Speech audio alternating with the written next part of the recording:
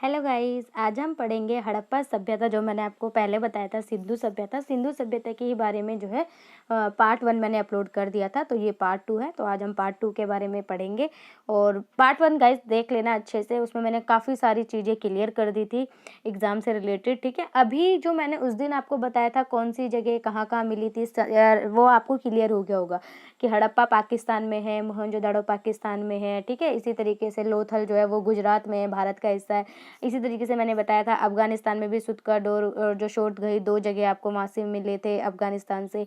तो ये सारी चीज़ें मैंने आपको बता दी थी कहाँ पे, फर्स्ट वीडियो में। तो ये पार्ट 2 है, तो स्टार्ट करते हैं बिना टाइम गवाए हुए। और पार्ट 2 ये सिंधु सभ्यता हड़प्पा सभ्यता का पार्ट 2 है। इसमें जितने भी इस टॉपिक से जितने भी क्वेश्चन जो है एग्जाम में पूछे जाते हैं कम्पिटिटिव एग्जाम में, वो सारी चीज़ें मैंने इसमें दे दी है और आपके एग्जाम पर्पज से काफ़ी महत्वपूर्ण है।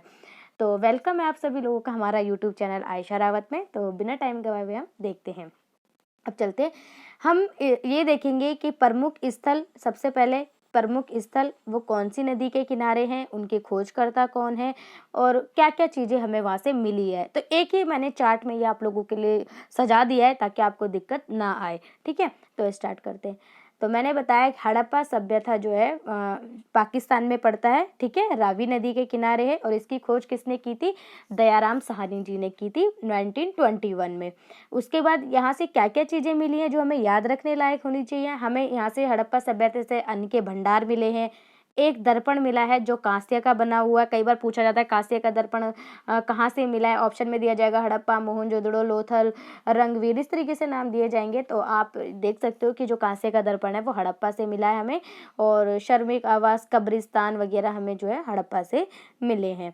उसके बाद नेक्स्ट है मोहनजोदाड़ो, जो कि ये भी पाकिस्तान में पड़ता है, सिंध प्रांत में, जबकि हड़प्पा जो था वो पंजाब प्रांत में पड़ता है पाकिस्तान के।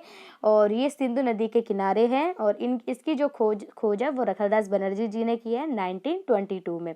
उसके बाद मोहनजोदाड़ो से क्या क्या चीज़ें हमें याद रखने लायक है? यहाँ से हमें विशाल स्नानागार मिले हैं, साथ ही साथ जो आप देख सकते हो, थोड़ा सा जूम कर लेती हूँ ताकि जो चीज़ें हैं वो क्लियर हो जाए। साथ ही साथ जो कांस्य की मूर्ति है वो भी हमें यहाँ से मिली है। महाविद्यालय मिले हैं यहाँ से, उनके अवशेष मिले, मतलब महाविद्यालयों के एक श्रृंगी पशु की मुद्राएं मिली हुई हैं हमें यहाँ से। तो ये क्वेश्चन डायरेक्ट पूछ दिए जाते हैं कि एक श्रृंगी पशु जो है उसकी मुद्राएं हमें कहाँ से मिली है, तो वो मोहनजोदाड़ो से मिली है, ठीक है। इस तरीके से नेक्स्ट है लोथल। लोथल अहमदाबाद गुजरात में बना है। ये कौन सी नदी के किनारे? तो भोगवा नदी के किनारे हैं।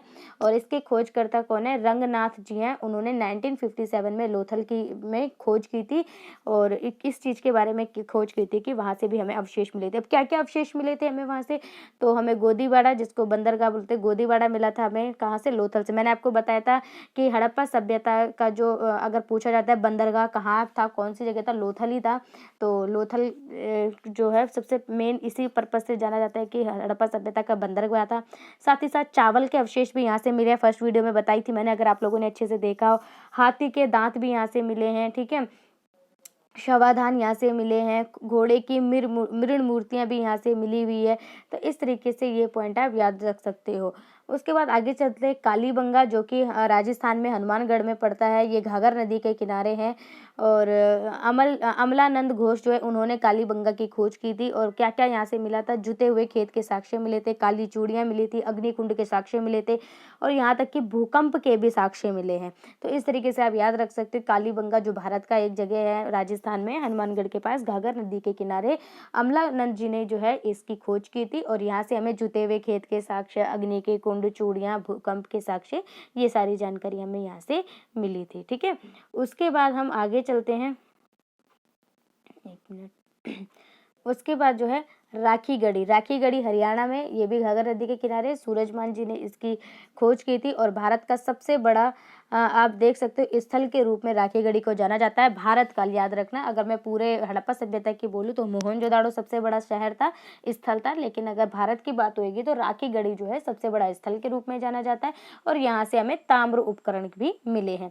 उसके बाद नेक्स्ट आता है चनूदड़ो, जो कि पाकिस्तान के सिंध प्रांत से है और सिंधु नदी के किनारे ये बसा हुआ है। और इसकी खोज जो है अर्नेस्ट मैक एंड मजूमदार ने की है। और यहाँ से हमें जो है क्या क्या मिली है? मनके बनाने गहना, कंघी, लिपस्टिक, पाउडर इत्यादि के कारखाने भी हमें अवशेष यहाँ से मिले। ये सारी चीज़ों के अवशेष मिले हैं। तो मन के बनाने की प्रक्रिया जो है चनू-दड़ों में की जाती थी। कंघा, लिपस्टिक, पाउडर इत्यादि जो है कारखाने हम के जो है सामानों के कारखाने बनने के भी हमारे पास जो है वहाँ से बोल सकते हैं अवशेष मिले हैं। उसके बाद हरियाणा का एक और स्टेट है, एक और जगह है बनावली। बनावली जो है सरस्वती नदी के किनारे, जो कि लुप्त हो गई है। इसकी जो खोज है बनावली की टेराकोटा नामक उन्होंने की थी पुरातत्ववाद ने। और यहाँ से आपको एक ही चीज़ याद रखना है कि बस बनावली से मिट्टी का एक हल्का खिलौना मिला था, तो ये आपको याद रखना है। नेक्स्ट है रोपड़, जो कि भारत के पंजाब में, ना कि पाकिस्तान के। पाकिस्तान का पंजाब अलग है, वहाँ से हमें हड़प्पा नामक जगह की में खोज मिली थी, स्थल के बारे में जानकारी मिली। और रोपड़ से हमें जो है पंजाब, इंडिया के पंजाब से हमें सतलुज नदी के किनारे जो है वहाँ से हमें तांबे की कुल्हाड़ी मिली है। और आप एक चीज़ याद रखना है कि सबसे पुरानी जो धातु है वो तांबा, सबसे पुराना जो आप बोल सकते हो हथियार है वो कुल्हाड़ी, और सबसे पुराना जो पशु है जो उस टाइम पे पाला जाता था वो था कुत्ता। तो इस तरीके से आप याद रख सकते हो। ओके, उसके बाद जो नेक्स्ट देखते हैं वो है आपका रंगपुर, जो कि अहमदाबाद गुजरात से मिला है। ये भादर नदी के किनारे है और इसकी खोज SR राव जी ने की थी। यहाँ से क्या क्या जानकारी मिली है? धान की भूसी, कई बार एग्जाम में पूछा गया है कि धान की भूसी, क्योंकि चावल का जो है हमें बहुत ही कम अवशेष मिले हैं हड़प्पा सभ्यता में। गेहूँ तो जौ, बाजरा, इनका तो बहुत ज़्यादा अवशेष मिला है, लेकिन जो चावल थे, चावल के बहुत कम अवशेष मिले हैं। तो धान की भूसी जो है वो रंगपुर से मिली हुई है। ठीक है, इसी तरीके से लोथल से जो है चावल के दानों के अवशेष मिले, बाकी जो है अवशेष हमें चावल के नहीं मिले हैं, तो इसलिए चावल का याद रखना जरूरी हो जाता है। और बाकी ज्वार बाजरा भी हमें रंगपुर से मिले हैं। उसके बाद सुतकोटदा जो है कच्छ में पड़ता है, ये भी भारत का ही राजस्थान के इलाके में। और यहाँ से हमें जो है शवाधान, घोड़े की हड्डी और तराजू की जानकारी हमें यहाँ से मिलती है। ओके, तो इस तरीके से आपको ये समझ में आ गया होगा कि कैसे जो यहाँ पे इतने सारे जगह हैं उनके बारे में हमने देखा। अलग ये देखो, ये चार्ट है, इस चार्ट को आप याद कर लेना एक बार, ठीक है। और उसके बाद चलते हैं हम आगे। अगर मैं बताऊं कि इस सभ्यता का पतन कैसे हुआ था, तो इसके लिए अलग अलग जो पुरातत्ववादी विद्वान है उनका अलग अलग मत है, तो एक बार उनके मत को भी देख लेते हैं। मैंके और जॉन मार्शल के अनुसार जो है कहा जाता है कि हड़प्पा सभ्यता का जो पतन हुआ था वो बाढ़ की वजह से हुआ था। चाइल्ड एवं व्हीलर के अनुसार जो है वो कहा जाता है कि विदेशी आक्रमण हुआ था, उसकी वजह से हड़प्पा सभ्यता का पतन हुआ था। फेयर सर्विस जो है वो कहते हैं कि पारिस्थितिक असंतुलन, मतलब कि जो क्लाइमेट चेंज हुआ था उसकी वजह से क्या हुआ था, इस सभ्यता का पतन हुआ था। कुछ कहते हैं भूकंप, कुछ कहते हैं मतलब अगर हम कंक्लूजन निकाल के देखें तो बेसिकली सारे जो विद्वान थे वो प्राकृतिक आपदा का ही एक श्रेय देते हैं कि कोई प्राकृतिक आपदा हुई थी जिसकी वजह से ये जो सभ्यता थी धीरे धीरे ये खत्म हो गई, पतन हो गया। ठीक है, हालांकि इस पे अभी भी विवाद है, अभी भी क्लियर नहीं है कि ये सभ्यता वास्तव में किस तरीके से, ठोस प्रूफ नहीं है कि कैसे खत्म हुई थी। ठीक है, उसके बाद चलते हैं आगे। उसके बाद हड़प्पा सभ्यता के राजनीतिक जीवन के बारे में देखते हैं एक बार, ठीक है, कि राजनीतिक जीवन किस प्रकार का था हड़प्पा सभ्यता में, तो वो देख लेते हैं। हड़प्पा सभ्यता के स्रोतों के अभाव थे हमारे पास। मैंने आपको बताया था हड़प्पा सभ्यता आद ऐतिहासिक सभ्यता भी कहा जाता है। इसका मतलब ये है कि ये जो सभ्यता है इसमें हमें लिखित जानकारी तो मिली है लेकिन हम उनको पढ़ नहीं पाए, इसीलिए इसको आद ऐतिहासिक काल बोला गया है। ये काल के बारे में मैंने आपको बता रखा है, ऐतिहासिक, आद ऐतिहासिक, प्राग ऐतिहासिक काल। मैंने फर्स्ट जो इस उसकी वीडियो थी, मैं लिंक डिस्क्रिप्शन में दे दूंगी आपको, जिसमें कि मैंने प्राग ऐतिहासिक काल करके वीडियो बनाई है, वो आप देख सकते हो।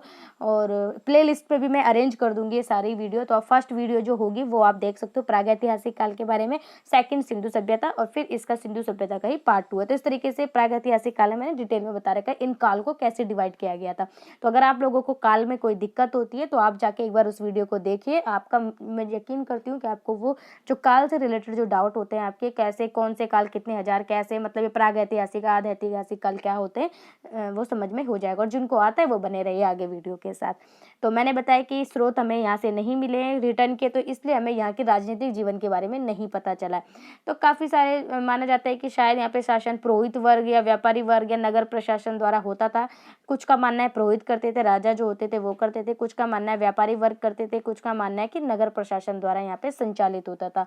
उसके बाद पिगट जो है उन्होंने मोहनजोदड़ो और हड़प्पा सभ्यता को जुड़वा राजधानी भी कहा है। कई बार यही क्वेश्चन पूछ दिया जाता है कि जुड़वा राजधानी किसे कहा गया है, तो वो मोहनजोदड़ो और हड़प्पा को कहा गया। इन दोनों को ही राजधानी कहा गया है हड़प्पा सभ्यता, क्योंकि काफी ये व्यवस्थित शहर थे।